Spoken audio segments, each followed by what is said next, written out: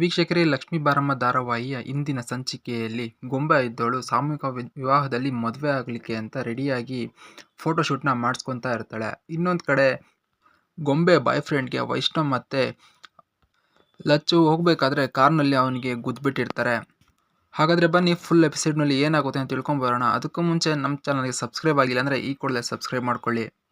Video ಸ್ಟಾರ್ಟಿಂಗ್ನಲ್ಲಿ Supreetha ಇದ್ದಳು ವೈಷ್ಣವ್ ತಾಯಿ ಹತ್ರ ನಾಳೆ ಅವರು ಸಾಮೂಹಿಕ ವಿವಾಹಕ್ಕೆ ಹೋಗ್ತಾ ಇದ್ದಾರೆ, ಅಲ್ಲಿ ಮತ್ತೆ ಅವರು ಲಕ್ಷ್ಮಿ ಕುತ್ತಿಗೆ ತಾಳಿನ ಕಟ್ಟಬಹುದು ವೈಷ್ಣವ್ ಅಂತ ಹೇಳ್ತಾರೆ. ಅದೇ ಸಮಯಕ್ಕೆ ವೈಷ್ಣವ್ ಬರ್ತಾನೆ. ಇನ್ನೊಂದು ಕಡೆ ಲಕ್ಷ್ಮಿ ಇದ್ದವಳು ಸಾಮೂಹಿಕ ವಿವಾಹಕ್ಕೆ ಹೋಗ್ಲಿಕ್ಕೆ ರೆಡಿಯಾಗಿ ನಿಂತಿರ್ತಾಳೆ. ಅದೇ ಸಮಯಕ್ಕೆ ವೈಷ್ಣವ್ ಬರ್ತಾನೆ. ಬಂದ್ಬಿಟ್ಟು ಅವಳನ್ನು ನೋಡಿ ಒಂದ್ಸಲ ಬೆರಗಾಗ್ತಾನೆ. ನಂತರ ಅಲ್ಲಿಂದ ಹೊರಡ್ತಾರೆ. ಇನ್ನೊಂದು ಕಡೆ ಲಕ್ಷ್ಮಿ ಅವರ ಅಮ್ಮ ಮತ್ತು ಅವ್ರ ಮಗಳು ಮನೇಲಿ ಇರ್ತಾರೆ.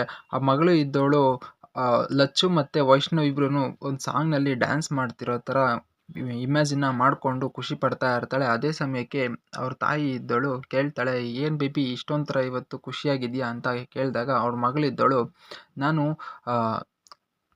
ಲಚ್ಚು ಮತ್ತು ವೈಷ್ಣವ್ ಇಬ್ರು ಸಾಂಗಿಗೆ ಡ್ಯಾನ್ಸ್ ಮಾಡ್ತಾ ಇರೋದನ್ನು ಇಮ್ಯಾಜಿನ್ ಮಾಡ್ಕೊತಿದ್ದೆ, ಇವರಿಬ್ರು ಒಂದಾಗಿದ್ರೆ ಚೆನ್ನಾಗಿರುತ್ತೆ ಅಲ್ವಾ ಅಂತ ಹೇಳ್ತಾ ಇರ್ತಾಳೆ. ಅದೇ ಸಮಯಕ್ಕೆ ಅವರಮ್ಮ ಎದ್ದಳು ಹಗ್ ಮಾಡಿಕೊಂಡು, ಒಂದು ಕಾಲದಲ್ಲಿ ನೀನೇ ಇವರಿಬ್ರು ಸಂಬಂಧನ ಮುರಿಯೋದಕ್ಕೆ ಸಂಚು ಮಾಡ್ತಿದ್ದೆ ಅಂತ ಹೇಳ್ತಾಳೆ.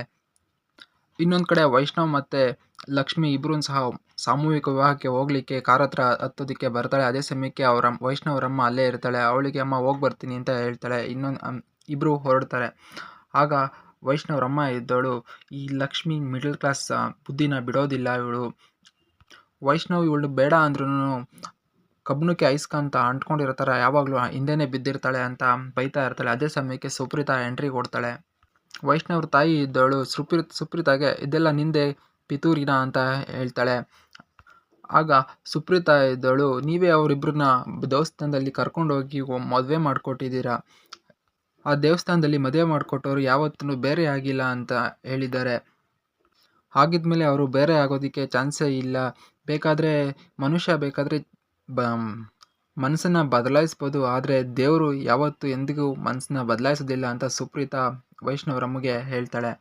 ನಂತರ ವೈಷ್ಣವ ತಾಯಿ ಇದ್ದಳು, ನೀನು ಒಂದಲ್ಲ ಒಂದು ದಿನ ನನ್ನ ಹತ್ರ ಕಾಲಿಡ್ಕೊತೀಯ ಅಂತ ಹೇಳ್ತಾರೆ. ನಾನು ಸರಿ ಇಲ್ಲ ಅಂತ ಹೇಳ್ತಾಳೆ. ಆಗ ಸುಪ್ರೀತಾ ಇದ್ದಳು, ನಾನು ನೀನು ಸರಿ ಇಲ್ಲ ಅನ್ನೋದು ಯಾವತ್ತೋ ನೋಡಿದ್ದೆ, ನೀನು ವೈಷ್ಣವ್ ಮತ್ತು ಅಮ್ಮನ ದೂರ ಮಾಡಿದಾಗಲೇ ನೀನು ಸರಿ ಇಲ್ಲ ಅನ್ನೋದು ಗೊತ್ತಾಯಿತು ಅಂತ ಹೇಳ್ತಾಳೆ.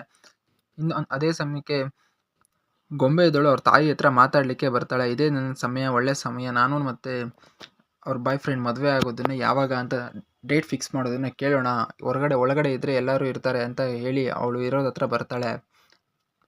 ಅವ್ರ ತಾಯಿ ಹತ್ರ ಮಾತಾಡ್ತಾಳೆ, ನಮ್ಮ ಮದುವೆ ಡೇಟ್ ಯಾವಾಗ ಫಿಕ್ಸ್ ಮಾಡ್ತೀರಾ ಅಂತ. ಆವಾಗ ಅವ್ರ ತಾಯಿ ಇದ್ದಳು ಇವಳಿಗೆ ಬೈದು ಕಳಿಸ್ತಾಳೆ, ನಿನ್ಗೆ ಯಾವುದು ಮದುವೆನೂ ಮಾಡೋದಿಲ್ಲ, ಏನೂ ಇಲ್ಲ, ಈಗ ಮಾಡಿರೋ ಮದುವೆ ಸಾಕಾಗಿದೆ ನನಗೆ ಅಂತ ಹೇಳಿ ಬೈದು ಕಳಿಸ್ತಾಳೆ.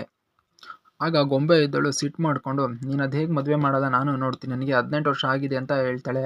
ಹೇಳಿದ್ದಾದ್ಮೇಲೆ ಅವಳ ಪಕ್ಕಕ್ಕೆ ಒಂದು ಪೋಸ್ಟರ್ ಬಂದು ಬೀಳುತ್ತೆ ಸಾಮೂಹಿಕ ವಿವಾಹದ್ದು. ಅದನ್ನ ಎತ್ಕೊಂಡು, ನೀನು ಮದುವೆ ಮಾಡಿಲ್ಲ ಅಂದರೆ ಬೇಡ ನಾನೇ ಆಗ್ತೀನಿ ಅಂತ ಮನಸ್ಸಿನಲ್ಲಿ ಅಂದ್ಕೊಂಡು ಅವ್ರ ಬಾಯ್ ಫ್ರೆಂಡ್ಗೆ ಕಾಲ್ ಮಾಡಿ ಹೇಳ್ತಾಳೆ. ಇನ್ನೊಂದು ಕಡೆ ಲಕ್ಷ್ಮಿ ಮತ್ತು ವೈಷ್ಣವ್ ಇಬ್ಬರೂ ಕಾರ್ನಲ್ಲಿ ಹೋಗ್ತಾ ಇರ್ತಾರೆ. ಹೋಗ್ಬೇಕಾದ್ರೆ ಲಕ್ಷ್ಮಿ ವೈಷ್ಣವನ್ನ ಮಾತಾಡಿಸ್ಲಿಕ್ಕೆ ಹೋಗ್ತಾಳೆ. ವೈಷ್ಣವ್ ಮಾತಾಡೋದಿಲ್ಲ. ಸಾಂಗನ್ನು ಪ್ಲೇ ಮಾಡ್ತಿದ್ರೆ ಇಬ್ಬರು ಅದೇ ಥರ ಇದು ಮಾಡ್ತಾ ಇರ್ತಾರೆ. ಅದೇ ಸಮಯಕ್ಕೆ ಅನ್ಎಕ್ಸ್ಪೆಕ್ಟೆಡ್ ಆಗಿ ಮುಂದಗಡೆ ಗಾಡಿಗೆ ಹೋಗಿ ಗುದ್ದುಬಿಟ್ಟಿರ್ತಾರೆ. ನಂತರ ಅಲ್ಲಿರೋ ಜನಗಳೆಲ್ಲ ಸುತ್ತಕೊಂಡು, ನೋಡಿ ಈ ಶ್ರೀಮಂತರಿಗೆ ಇದು ಬಂದ್ಬಿಟ್ಟು ಗುದ್ದುಬಿಟ್ಟಿರ್ತಾರೆ ಹೆಂಗೆ ಬೇಕಂಗೆ ಅಂತ ಬೈತಾ ಇರ್ತಾರೆ. ಆಗ ವೈಷ್ಣವ್ ಕಾರಿಂದ ಇಳಿದು ಹೋಗ್ತಾನೆ. ಅದೇ ಸಮಯಕ್ಕೆ ಇನ್ನೊಬ್ಬ ವ್ಯಕ್ತಿ ಇದ್ದನು, ಆ ಬೈಕ್ನವನೇ ಆ ಕಡೆಯಿಂದ ಜೋರಾಗಿ ಬಂದ್ಬಿಟ್ಟು ಇವರಿಗೆ ಕಾರಿಗೆ ಬಂದು ಗುದ್ದಿದ್ದು ಅಂತ ಹೇಳ್ತಾನೆ. ಆಗ ವೈಷ್ಣವ್ ಇದ್ದನು, ಸರಿ ಇವ್ರನ್ನ ನಾವು ಹಾಸ್ಪಿಟಲ್ ನಾವೇ ಕರ್ಕೊಂಡು ಹೋಗ್ತೀವಿ ಅಂತ ಹೇಳ್ಬಿಟ್ಟು ಎತ್ಕೊತಾನೆ. ಈ ಕಡೆ ಲಕ್ಷ್ಮಿ ಇದ್ದಳು ಅವನನ್ನು ನೋಡ್ತಿದ್ದಂಗೆ ಐಡೆಂಟಿಫೈ ಮಾಡ್ತಾಳೆ. ಒಂದ್ಸಲ ಶಾಕ್ ಆಗ್ತಾಳೆ. ಇವಳು ಗೊಂಬೆ ಬಾಯ್ ಫ್ರೆಂಡ್ ಅಂತ ವೈಷ್ಣವ್ರಿಗೆ ಹೆಂಗೆ ಹೇಳಿ, ಇವ್ರನ್ನ ತಡ್ಕೊಳ್ಳೋ ಶಕ್ತಿ ಇದೆಯಾ ಅಂತ ಅವನ ಮನಸ್ಸಿನಲ್ಲಿ ಅಂದ್ಕೊಳ್ತಾಳೆ. ಇನ್ನೊಂದು ಕಡೆ ಗೊಂಬೆ ಮದುವೆ ಹೆಣ್ಣಿನಾಗೆ ರೆಡಿಯಾಗಿ ನಿಂತಿರ್ತಾಳೆ. ರೆಡಿಯಾಗಿ ನಿಂತ್ಕೊಂಡು ಫೋಟೋಶೂಟನ್ನು ಮಾಡ್ಕೊತಾ ಇರ್ತಾಳೆ. ಆದರೆ ಅವಳಿಗೆ ಗೊತ್ತಿರೋದಿಲ್ಲ ಇಲ್ಲಿ ನನ್ನ ಬಾಯ್ ಫ್ರೆಂಡ್ಗೆ ಆಕ್ಸಿಡೆಂಟ್ ಆಗಿದೆ ಅನ್ನೋದು. ಮತ್ತು ಗೊಂಬೆ ಇದ್ದಳು ಅವಳ ಫ್ರೆಂಡ್ಗೆ, ನಾನು ಇದನ್ನು ಇಷ್ಟು ಚೆಂದಾಗಿ ಫೋಟೋ ತೆಗೆದಿದೆಯಾ, ಇದನ್ನು ನಾನು ಪೋಸ್ಟರ್ ಮಾಡ್ತೀನಿ ಇನ್ಸ್ಟಾಗ್ರಾಮ್ಗೆ, ಎಲ್ಲ ಲೈಕ್ಸ್ ಕಾಮೆಂಟ್ಸ್ ಎಲ್ಲ ಬರುತ್ತೆ, ನಾನು ಮದುವೆ ಆಗ್ತಿದ್ದೀನಿ ಅನ್ನೋದನ್ನು ಎಲ್ಲರಿಗೂ ತಿಳಿಸ್ದಂಗೆ ಆಗುತ್ತೆ ಅಂತ ಹೇಳ್ತಾ ಇರ್ತಾಳೆ. ಇಲ್ಲಿಗೆ ಈ ಸಂಚಿಕೆ ಮುಕ್ತಾಯವಾಗುತ್ತದೆ. ಈ ವಿಡಿಯೋ ಇಷ್ಟ ಆಗಿದ್ರೆ ನಮ್ಮ ಚಾನಲ್ಗೆ ಸಬ್ಸ್ಕ್ರೈಬ್ ಮಾಡ್ಕೊಳ್ಳಿ.